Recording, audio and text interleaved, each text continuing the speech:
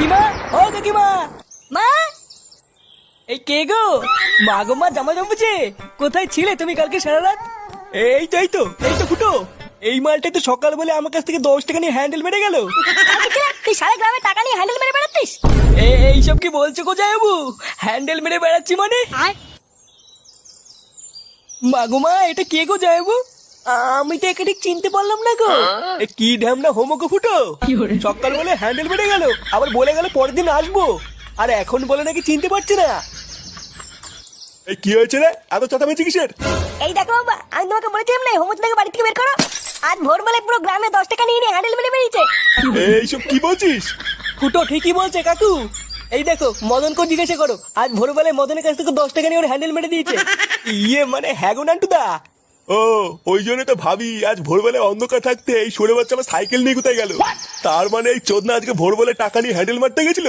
হ্যাঁ, আরে শান্তি ছিল, সবাইকে বলে বেরিয়েছে ও নাকি আমার শালা। কি সারা গ্রামে আমাদের মান সম্মানে এভাবে গাড় মারছে?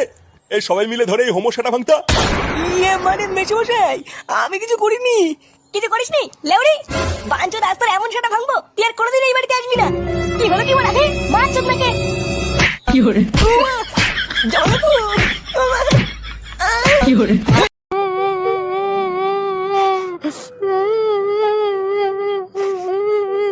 আমার ভাতার মরে গেল রে, ও ভাতার মরে গেল রে। ইস, সকালবেলা দেখলাম মালটা হেঁটে চলে বেড়াচ্ছে আর এখন মরে গেল।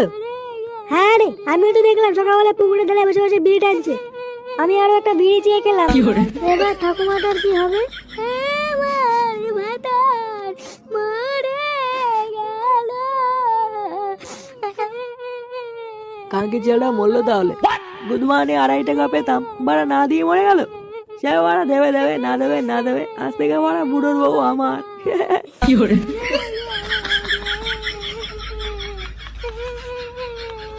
গেল? ও যা বলে বলুক গিয়ে, ছাড় বাড়া। এই বালটা মনে হচ্ছে হার্ট ফেল করেছে শিওর। রাতে আমার